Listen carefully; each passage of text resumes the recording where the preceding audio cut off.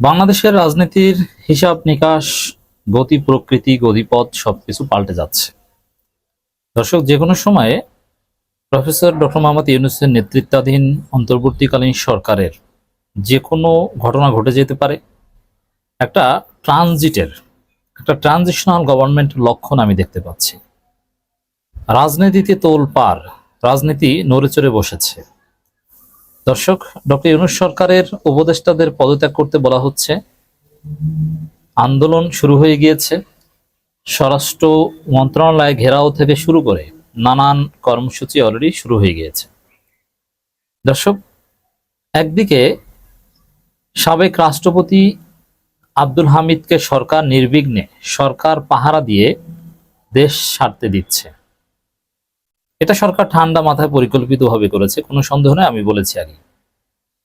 আরেকদিকে জামাত শিবিরের সাথে নাটক করা হচ্ছে এটিএম আজহারুল ইসলামকে নিয়ে। জামাতের নিবন্ধন মামলা, এটার খবর আবার জামাতের লোকজন জানেও না।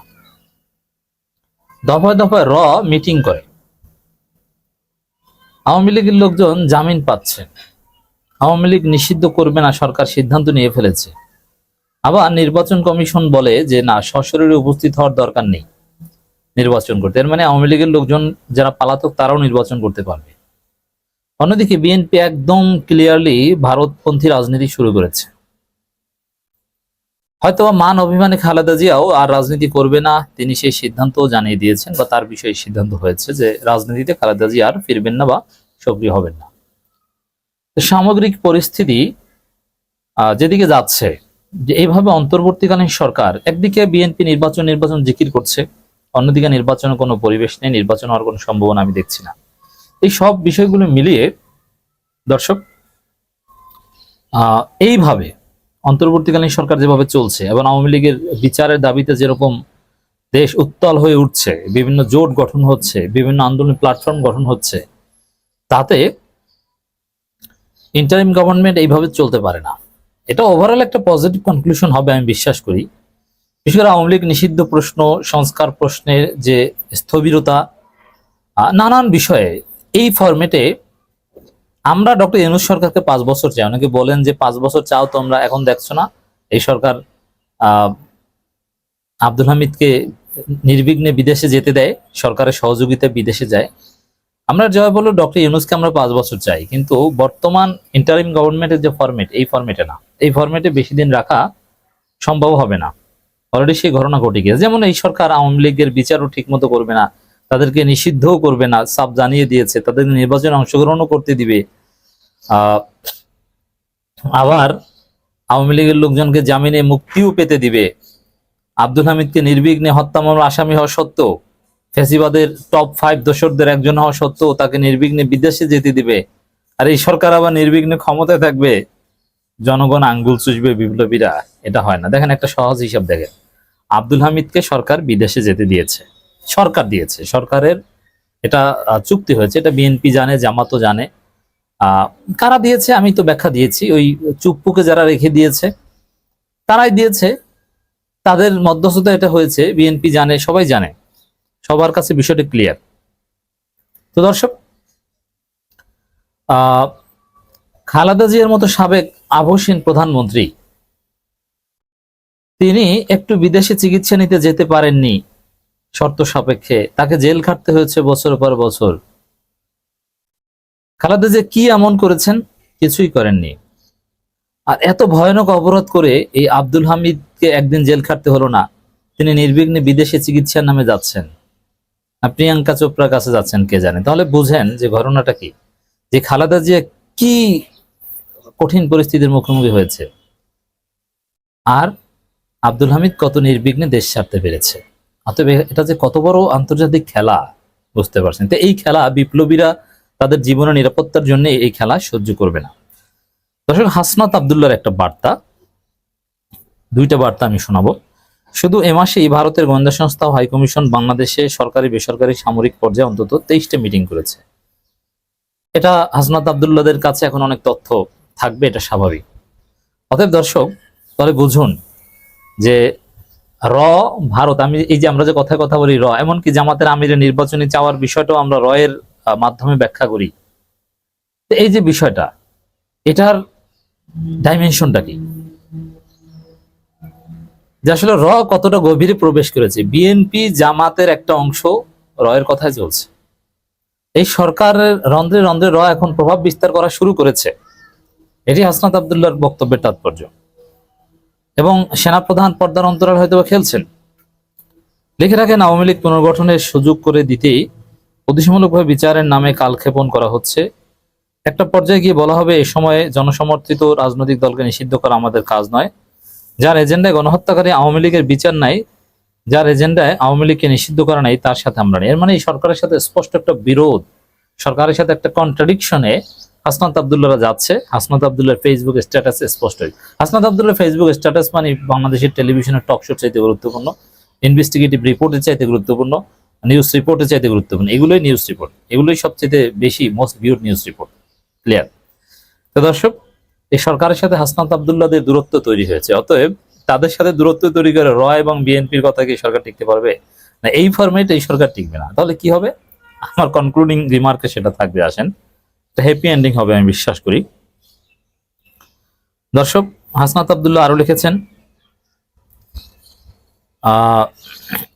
এই যে আব্দুল হামিদকে যারা বিদেশে যেতে দিয়ে গেছে, এই বিষয়ে স্পষ্ট স্পষ্ট বক্তব্য যে খুনিকে দেশ থেকে নিরাপদে বেরিয়ে যাওয়ার সুযোগ দেওয়া হয়, পুলিশ আসামি ধরলেও আদালত থেকে জামিন দেওয়া হয়, শিরিন শারমিনকে রাষ্ট্রীয় তত্ত্বাবধানে বাসায় গিয়ে পাসপোর্ট করে দেওয়া হয়।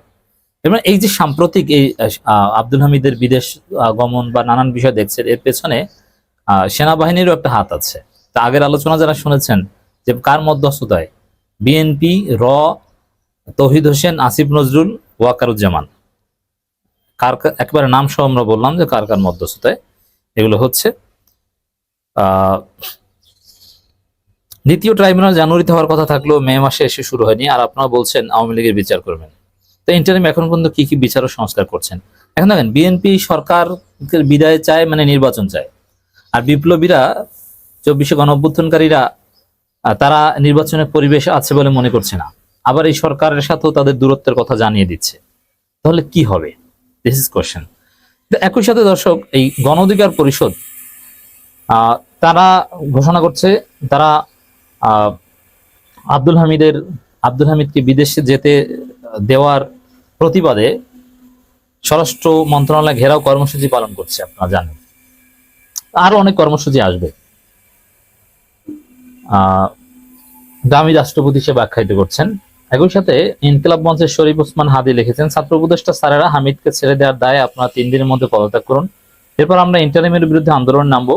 হয় গণহত্যার বিচার ও ফ্যাসিস্ট থেকে নিষিদ্ধ হবে, নয়তো ইন্টারিম বিদায় নেবে। এই দায় থেকে বাঁচার জন্য আপনাদেরকে আমরা সময় দিলাম। যদি সুযোগ গ্রহণ করে আমাদের কাতারে আসেন তাহলে সম্মান পাবেন, আর যদি চেয়ার ছেড়ে দিতে কান্না পায় তাহলে এরপর থেকে আপনাদের তুই বলা শুরু হবে, সাথে বঙ্গীয় গাইল। এই বিপ্লবের এই মানে আগামী দিনে যে আরেকটা বিপ্লব হবে বাংলাদেশে, আমি যেটা আগেই বলেছি, ইনকিলাব মঞ্চের নেতৃত্বে হবে। শরীফ ওসমান হাদি ইনকিলাব মঞ্চের মুখপাত্র আরো লিখেছেন, হামিদরও বিদেশে পার কইরা দেওয়া হয়েছে, বাকিরাও কয়দিন পর জেল থেকে বের হয়ে নির্বাচন করবে। যদি কাফনের কাপড় পরে জীবন বাজি রেখে সচিবালয় ঘেরাওয়ের চূড়ান্ত ডাক দেই আমরা, কে কে আসবেন? যদি নিশ্চিত করবেন তাদের নাম করে আমরা রাজপথে নামবো। এভাবে আর চলে না। আমরা বাইচা রয়েছি শহীদ হওয়ার জন্যই। স্পষ্ট এই সরকারের সাথে বিপ্লবীদের দূরত্ব তৈরি হয়েছে, যাদের সরকার তাদের সাথেই দূরত্ব। তাহলে কি হতে যাচ্ছে? তাহলে এই সরকার নির্বাচন দিয়ে চলে যাবে বিএনপির কথা মতো? না, সেটাও হবে না। তাহলে হবে পরিস্থিতি যখন উত্তপ্ত হবে তখন একটা জাতীয় সরকার, পিনাকি ভট্টাচার্যের থিওরি যেটা ট্রানজিশনাল গভর্নমেন্ট, এমনকি খালেদা জিয়াকে রাষ্ট্রপতি করার প্রস্তাব হতে পারে, ডক্টর ইউনূসকে প্রধানমন্ত্রী, তারেক রহমানকে ডেপুটি প্রাইম মিনিস্টার, অথবা ডক্টর ইউনূস প্রধান উপদেষ্টা, Tarique Rahman deputy chief adviser. এইভাবে একটা সরকার গঠনের প্রয়োজন হতে পারে দেশে। নির্বাচনের কোনো পরিবেশ নেই। এইভাবে আওয়ামী লীগ নিষিদ্ধ ছাড়া মানে ছাত্ররা বা তরুণ প্রজন্ম ডক্টর ইউনূস সরকারের বিরোধিতা শুরু করেছে, উপদেষ্টা তারা কাপড় নিয়ে রাজপথে নামতেছে, অলরেডি মন্ত্রণালয় ঘেরাও কর্মসূচি শুরু করেছে। ইট ডাজন্ট মিন দ্যাট যে নির্বাচন দাও, নেভার। নির্বাচনের পরিবেশই নেই। আওয়ামী লীগের বিচার ছাড়া এরকম একটা বিশৃঙ্খল পরিস্থিতিতে নির্বাচনের প্রশ্ন ওঠে না। তার মানে নির্বাচন কোনো সমস্যা সমাধান নয়। এক কথা বললে পুরো বিশ্বকে তাক লাগিয়ে দিচ্ছেন। এবং বাংলাদেশের রাজনীতি এবং নির্বাচন নিয়ে প্রফেসর ইউনূস ধীরে ধীরে আবার সঠিক লাইনে আসছেন। এই আলোচনায় যাওয়ার আগে এই ভূমিকাটা একটু আপনাদেরকে দিয়ে নিই দর্শক। প্রফেসর ইউনূস জনগণের সমর্থন নিয়ে ক্ষমতায় এসেছিলেন। দলমত নির্বিশেষে সবাই একটা গণঅভ্যুত্থানের পর তাকে ওয়েলকাম করেছিল, তাকে বসিয়েছিল, সুন্দরভাবে চালাচ্ছিলেন, মানুষ ইমপ্রেসড ছিল। সবাই বলেছিল যে স্যার আপনাকে 5 বছর চাই। বিদেশে গেলেও স্লোগান উঠত, স্যার 5 বছর চাই। একটা অভূতপূর্ব জনপ্রিয়তা ছিল প্রফেসর ইউনূসের। এমনকি ইউনূসের বিরুদ্ধে ষড়যন্ত্র ছিল, ভারত ইউনূসের বিরুদ্ধে ষড়যন্ত্র করত। হাসিনার একটা আর্জি, আর যে আসুক ক্ষমতায় ভাই ইউনূসকে সরাও, ইউনূস বাদে যে আসুক, এমনকি জামাত আসলেও এতটা আপত্তি নাই যতটা প্রফেসর ইউনূস ক্ষমতায় থাকলে আপত্তি। ভারতের ক্ষেত্রে সেম, জামাতকে তো ধমক টমক দিয়ে কিছু কাজ করানো যাবে, কিন্তু ইউনূসের সাথে তো পারা যায় না। সত্যিকার অর্থে আমাদের জন্য যোগ্য নেতা ছিলেন প্রফেসর ইউনূস। সব ঠিকঠাক ছিল, কিন্তু সব এলোমেলো করে দিয়েছিলেন প্রফেসর ইউনূসই। প্রফেসর ইউনূস দুর্বল চিত্তের লোক, অনেকটা আন্তর্জাতিকভাবে খ্যাতি সম্পন্ন লোক, সব ঠিক আছে, অত্যন্ত দক্ষ এবং যোগ্য লোক, কিন্তু পলিটিক্স বোঝার ক্ষেত্রে একটু সীমাবদ্ধতা রয়েছে। যার ফলে বিএনপি ইরিটেট করতে করতে, ডিস্টার্ব করতে করতে প্রফেসর ইউনূসকে পদে পদে বাধা দিতে দিতে বিএনপির একটা অবৈধ প্রস্তাবে প্রফেসর ইউনূসকে রাজি করিয়েছিলেন। সেটা কি? ওই যে সম্ভবত 13 জুন লন্ডনে তারেক রহমানের সাথে বৈঠক। ওই বৈঠক ছিল ইউনূসের জীবনের সবচেয়ে কলঙ্কজনক একটা ঘটনা। ওই বৈঠক তো করেছে, ওই বৈঠকে গোপন সমঝোতা হয়েছিল, আমরা সব জানি কি সমঝোতা হয়েছিল, এবং জয়েন্ট স্টেটমেন্ট দিয়েছিল তারেক রহমানের সাথে। এবং ওই বৈঠক থেকেই এপ্রিল থেকে ফেব্রুয়ারিতে নির্বাচনে এসেছে, যেটা একটা কলঙ্কজনক ঘটনা, লন্ডন কেলেঙ্কারি হিসেবে আমি বারবার আখ্যায়িত করছি। ওই বৈঠকের কলঙ্ক শেষ হবে না, এটা নিয়ে অনেক কিছু হবে সামনেও। দেখবেন যে বৈঠকে কোনো একটা অডিও ক্লিপস ফাঁস হয়েছে, গোপন কি সমঝোতা হয়েছে সেটা একটা ফাঁস হয়েছে, তখন এটা ইতিহাসে সেই ওয়াটার গেট কেলেঙ্কারির মতো লন্ডন কেলেঙ্কারি হিসেবে আখ্যায়িত হবে। তো দর্শক, এই জায়গায় হঠাৎ করে প্রফেসর ইউনূস আবার তার জনপ্রিয়তা হারান, মানুষের আস্থা, মানুষের আবেগ কমতে শুরু করে, যে বিএনপি তো ইউনূসের কোলে উঠেছে, এই ইউনূস তো বিএনপির কোলে উঠেছে। তারেক রহমানের সাথে জয়েন্ট স্টেটমেন্ট দিয়েছে, সুষ্ঠু নির্বাচন, জনগণের প্রতি দায়বদ্ধতা, এগুলো তো আমরা দেখতে পাচ্ছি না। এখন আর মানুষ বলে না যে স্যার আপনাকে 5 বছর চাই, হ্যাঁ তাড়াতাড়ি নির্বাচন দিয়ে চলে যায়, না পারলে তত্ত্বাবধায়ক সরকার। ইউনূস বেইমানি করলে বিকল্প নিয়েও গবেষণা শুরু হয়ে গেছে।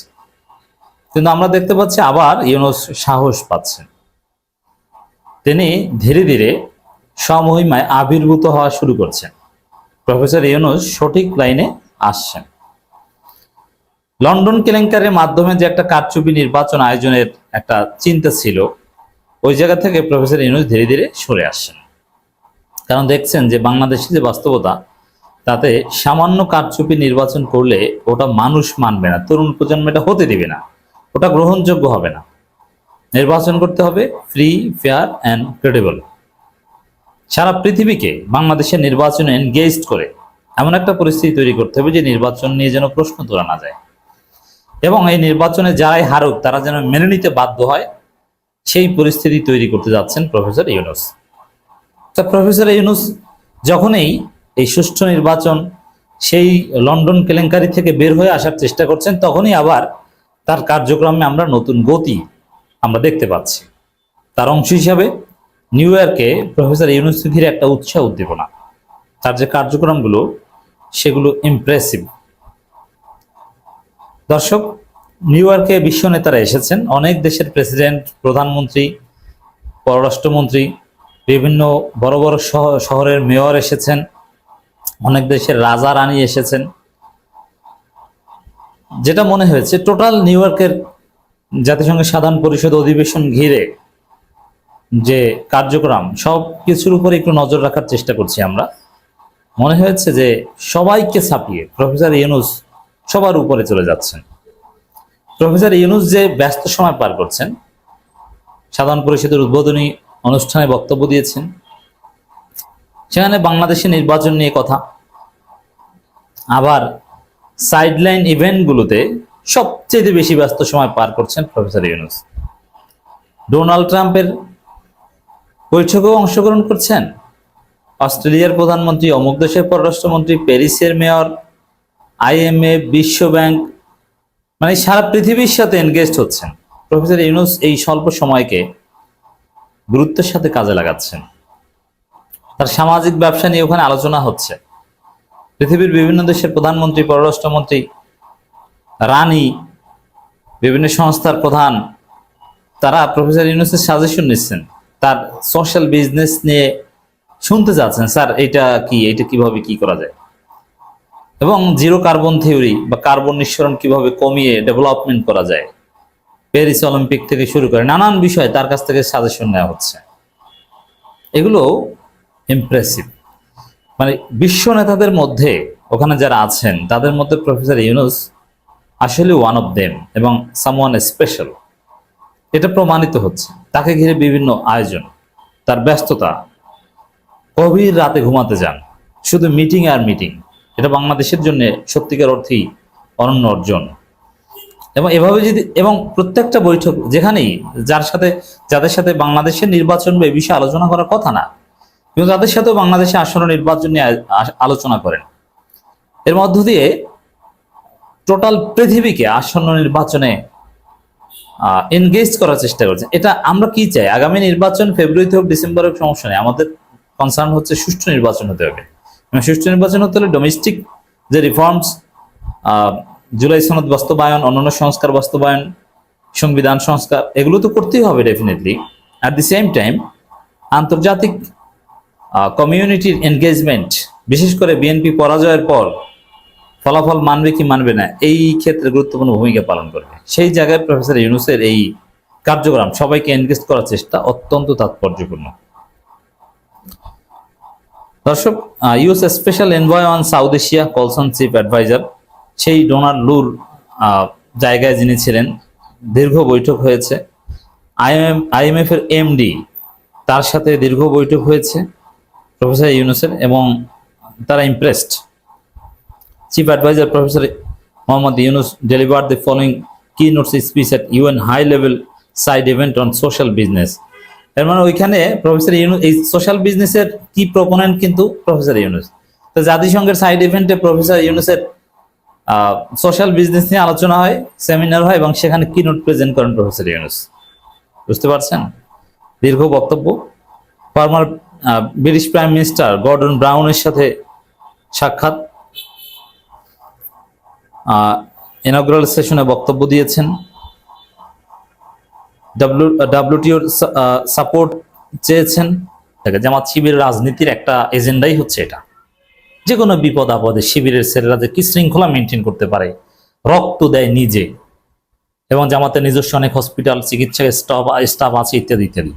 তা আমিরে জামাত উত্তরায় একটা মেডিকেলে, উত্তরা আধুনিক মেডিকেলে আহতদের দেখতে গিয়েছেন। এই দেখতে যাওয়াটা অন্য 10 জনের দেখতে যাওয়ার মতো নয়।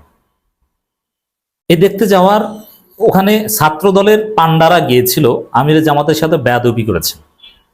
যদিও শিবিরের ছেলেরা ছাত্র দলের পান্ডাকে পরাজিত করে আমিরে জামাতকে তার যে কার্যক্রম তিনি যে করতে গিয়েছেন সেটা করে আসতে দিয়েছেন। ছাত্র দলের পান্ডারা ওখান থেকে পরাজিত হয়েছে। কিন্তু আমার কথা স্পষ্ট, ছাত্র দলের সভাপতি সহ যারা আমিরে জামাতের মতো একজন জনদরদী নেতার সাথে বেয়াদবি করেছে, তারেক রহমান যদি ওদের বিরুদ্ধে সাংগঠনিক ব্যবস্থা না নেন, ছাত্রদল ওই পান্ডাদের ভিডিও ছবি দেখে দেখে গিরায় গিরায় পেটানো হবে, আমি বলে দিলাম। আপনারা কি মনে করছেন আমরা শুধু বলি? না, আমিরে জামাতের সাথে বেয়াদবি, রাজনৈতিক সমালোচনা হতে পারে, আমিরে জামাতকে নিয়ে ব্যঙ্গচিত্র করতে পারে। এই ছাত্রদলের পান্ডারা ভিডিও বানিয়েছে আমিরে জামাতকে নিয়ে, কি অসুস্থ হয়ে পড়েছে সেটা, যে ওরাও এরকম অভিনয় করে, অসুস্থ হয়ে পড়ে, তারপরে মানে ব্যঙ্গ করেছে, ট্রল করেছে। এটাও করুক, এটা অনলাইনে গালি দিক, সমালোচনা করুক, রাজাকার বলুক, বাক স্বাধীনতা আছে। আমিরে জামাতকে অসুস্থ হওয়ার ঘটনায় নাটকবাজ বলুক, আমরা এটাও মানব। এগুলো বিএনপি বলে, রাজনীতি এটাই, একে অপরের বিরুদ্ধে বলে। আমরা তারেক রহমানের বিরুদ্ধে বলি, শায়েখে চরমনাই তারেক রহমানের বিরুদ্ধে বলেন। কিন্তু যদি শায়েখে চরমনাইয়ের সাথে আর তারেক রহমানের সাথে দেখা হয়, দেখবেন যে দুইজনকে বুকে জড়িয়ে ধরেছে, সালাম দিয়ে সর্বোচ্চ সম্মান দেখাবে। এটাই রাজনীতি, এটাই মানবিকতা, এটাই হিউম্যান নেচার। যে রাজনীতিতে প্রতিযোগিতা থাকবে, গালাগালিও থাকবে, কিন্তু যখন দেখা হবে দুইজন দুইজনকে জড়িয়ে থাকবে, সর্বোচ্চ সম্মান। এতটুকু যদি আপনি মেনটেন করতে না পারেন তাহলে আপনার রাজনীতি করার কোনো অধিকার নাই। আর এই জায়গায় যে লিমিট ক্রস করবে তাকে কোনো রাজনীতি করতে দেওয়া হবে না, এটা তরুণ প্রজন্ম নিশ্চিত করবে। শেখ হাসিনা খালেদা জিয়ার মধ্যে ঝগড়া ছিল, কত কিছু ছিল, তারপরও যুগ যুগ ধরে সেনাকুঞ্জে যখন বছরে একদিন নভেম্বরে শেখ হাসিনা এবং খালেদা জিয়ার সাথে সাক্ষাৎ হতো, তখন দুইজনের সাথে হৃদ্যতাপূর্ণ বক্তব্য হতো না, কথা হতো না, কুশল বিনিময় হতো না। জামাতের সাথে আওয়ামী লীগের যে কি খারাপ সম্পর্ক ছিল, তারপরও আওয়ামী লীগ জামাতের নেতাদের যখন সাক্ষাৎ হতো তখন হৃদ্যতাপূর্ণ আচার আচরণ আমরা দেখেছি না? এটা একদম মিনিমাম বেসিক। কিন্তু ছাত্র দলের এই অশিক্ষিত গণ্ড মূর্খগুলো এতটাই নিচে নেমে গিয়েছে যে আমিরে জামাত, যাকে খালেদা জিয়া নিজে আলাদাভাবে রেসপেক্ট করেন, তারেক রহমান আলাদাভাবে রেসপেক্ট করেন, তার সাথে ছাত্র দলের ছেলেরা বেয়াদবি করেছে। ওখানে উপস্থিত শিবির নেতাকর্মীরা জানিয়েছে, ঢাকা মহানগর উত্তর বিভিন্ন শাখার শিবিরের নেতাকর্মীরা। একজন নেতার বক্তব্য আপনাদেরকে শোনাচ্ছি। আমিরে জামাত উত্তর আধুনিক মেডিকেলে আহতদের দেখতে গেলে ছাত্র দলের নেতাকর্মীরা আমিরে জামাতের সাথে অসৌজন্যমূলক আচরণ করে এবং তাকে মেডিকেলে ঢুকতে বাধা দেয়। সেনাবাহিনী প্রধান, সেনাবাহিনীর কোনো গোপন ছেলে যদি আমিরে জামাত দেখতে যান, সেনাপ্রধানও আমিরে জামাতকে বাধা দিবেন না, বা বাধা দেওয়ার স্পর্ধা নাই। বর্তমান রাজনীতির বাস্তবতায় এতটা গুরুত্বপূর্ণ আমিরে জামাত। সেখানে হ্যাঁ, আমি বিস্তারিত আসছি।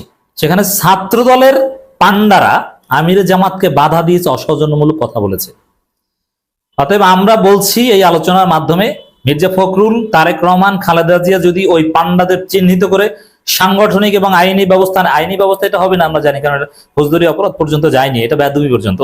এজন্য সাংগঠনিক ব্যবস্থা যদি না নেয়, ওদের ছবি চিহ্নিত করে কোন ব্যবস্থা নিতে হয়, জামাত শিবিরের সাংগঠনভুক্ত লোকজন এটা করবে না। আমরা যারা সংগঠন করি না, কোনো দল করি না, এই সব বেয়াদবদেরকে কিভাবে শায়েস্তা করতে হয় জনগণ শায়েস্তা করবে, জেনজি শায়েস্তা করবে, তরুণ প্রজন্ম শায়েস্তা করবে। ওদের কপালে বিপদ আছে। এটা স্বাধীন বাংলাদেশ, এটা কোনো বেয়াদবদের বাংলাদেশ না। এটা তারুণ্যের রক্তের উপর ভিত্তি করে জামাত শিবির সাদিক কায়েমদের প্ল্যানের ভিত্তিতে, পরিকল্পনায় মেটিকুলাসলি ডিজাইন হাসিনা পতন আন্দোলনের ফলে প্রতিষ্ঠিত এই নতুন বাংলাদেশ। এখানে আমিরে জামাতের সাথে কোনো বেয়াদবি সহ্য করা হবে না। হ্যাঁ, আমিরে জামাতের নিয়ে ট্রল সহ্য করা হবে, আমিরে জামাতের সমালোচনা সহ্য করা হবে, আমিরে জামাতকে গালি সহ্য করা হবে, কিন্তু ফিজিক্যালি কোনো বেয়াদবি সরাসরি এটা সহ্য করা হবে না। ছাত্র শিবিরের জনশক্তিরা তাৎক্ষণিক আমিরে জামাতকে নিয়ে হসপিটালে ঢুকে এবং বাইরে নিরাপত্তার ব্যবস্থা করে। আপাতত তিনি হসপিটালের ভিতরে নিরাপদে আছেন। এদিকে ছোট ছোট বাচ্চারা আগুনে পড়তেছে, আর একদিকে অমানুষগুলো রাজনৈতিক হীন স্বার্থে একজন দরদি হৃদয়ের মানুষকে অপদস্থ করতেছে। তো ওদেরকে কারা এই কাজ করেছে আমরা আলটিমেটাম দেওয়া প্রয়োজনে, জাস্ট ওয়েট অ্যান্ড সি ওদের কি পরিণতি হয়। দর্শক, আমির জামাতের মতো একজন জনদরদি নেতা আছে বাংলাদেশে। আর এখন বলবেন যে ওখানে গেছে কেন? আচ্ছা, ওইখানে যাওয়াটা, ঢোকা, ছাত্রদল সভাপতি গেছে কেন তার কাছে? আর ওখানে যাওয়া, ঢোকা, দেখতে যাওয়া বা এগুলো নিয়ে কোনো রেস্ট্রিকশন যদি থাকে, এটা হসপিটাল কর্তৃপক্ষ, সেনাবাহিনী, আইন শৃঙ্খলা রক্ষাকারী বাহিনী তারা নিয়ন্ত্রণ করবে যে না, এখানে অমুক ঢুকতে পারবে, পারবে না। ছাত্রদল কোন চ্যাটের বাল বাংলাদেশে? ওরা তো চান্দাবাজ, ওরা তো গাঞ্জাখোর, ওরা তো ধর্ষক। ওদের মতো বেয়াদবরা ওখানে কি? ওরা কি কোনো জনগণের জন্য কোনো কাজ করে? ওখানে ওদের কি কাজ? ওখানে কি চান্দাবাজি করতে গেছে যে এক একটা অ্যাম্বুলেন্সের কাছ থেকে 100 টাকা করে চান্দা নেবো এই জন্য গেছে? ছাত্রদল বাধা দেয়, বাধা দেওয়ার কেউ থাকলে অন্য কেউ দিবে। এক। দ্বিতীয় হচ্ছে, অনেকেই মন্তব্য করছেন যে ওখানে আমিরে জামাতকেও বা গেছে কেন? ওখানে তো আমিরে জামাত একজন ভিআইপি লোক, তিনি গেলে তার প্রোটোকলে অনেক লোক থাকবে, একটা ভিড় হবে। ওখানে দরকার চিকিৎসা, রোগী, এছাড়া কেউ যাবে না। টোটাল ট্রাফিক ব্যবস্থাটা এখন ক্লিয়ার করে দেওয়া দরকার। আচ্ছা, আমিরে জামাত আর অন্যান্য লোকের ভিড় করা এক নয়। মনে রাখতে হবে যে বাংলাদেশের চিকিৎসায়, মানবিক কাজে জামাত ইসলামের শিবির আলাদা ট্রেনিং রয়েছে। এ বিষয়ে তিনি এক্সপার্ট, তিনি নিজে একজন ডাক্তার, তিনি এই বিষয়ে সমন্বয় করতে পারেন। আমিরে জামাতের শক্তিশালী চিকিৎসক টিম রয়েছে বাংলাদেশে। সেই টিম কিভাবে কি কাজ করবে, দ্রুত কি করবে, জামাতের অনেক নিজস্ব গাড়ি আছে। ঢাকায় জামাত ইসলামের অ্যাম্বুলেন্স আছে কতগুলো আপনি জানেন? জামাতের নিজের টাকার অ্যাম্বুলেন্স। করোনার সময় দেখেছেন না, অ্যাম্বুলেন্স কিনে দিয়েছে, লাশের গাড়ি, কত কিছু। তিনি ওখানে আমিরে জামাত দেখতে পলিটিক্যাল শো আপ করতে যাননি। তিনি মানবিক কাজে কিভাবে সমন্বয় করা যায়, পলিটিক্যাল পার্টি সরকার সবাই মিলে কিভাবে সমন্বয় করা যায়, এগুলো করতে গেছেন। এবং আমি বিশ্বাস করি আমিরে জামাতের যে ওখানে দেখতে যাওয়া, এটা চিকিৎসা বা র্যাপিড রেসপন্সে আরো উপকার হবে। জামাতের যে শক্তিমত্তা আছে, সক্ষমতা আছে এই ধরনের দুর্যোগকালীন সময় দ্রুত রেসপন্স করার, এগুলো অ্যাক্সিলারেট হবে। এজন্য তিনি গিয়েছেন। আমিরে জামাতের সাথে কতজন ডাক্তার ঘুরে জানেন? তারা ইনস্ট্যান্ট এখানে কত কিছু কি করতে পারে। হ্যাঁ, আমাদের রাষ্ট্রীয় বাহিনীর সক্ষমতার অভাব আছে, আমরা জানি। এটা রাজনৈতিক দলের কাজ না, এটা পুরোটাই রাষ্ট্রের কাজ। কিন্তু তাদের সক্ষমতার অভাব আছে, এখন বিপদ হয়েছে। রাজনৈতিক দলগুলো তো এখানে যারা পারে, যাদের ট্রেনিং তারা তো যাবে। ছাত্র দলের গেছে, ওদের কোনো অবদান, কোনো সক্ষমতা আছে? ওদের একটা অ্যাম্বুলেন্স আছে না, ওদের সাথে 2জন ডাক্তার আছে, আসলে সব চান্দাবাজ আর গাঞ্জাখোর। ওদের মুখ থেকে গাঞ্জার গন্ধেই তো ওখানে বাচ্চারা অসুস্থ হয়। ওরা গেছে কেন এখানে? দর্শক, আমিরে জামাতের সাথে যারা বেয়াদবি করেছে, কড়াই গন্ডায় হিসাব নেওয়া হবে।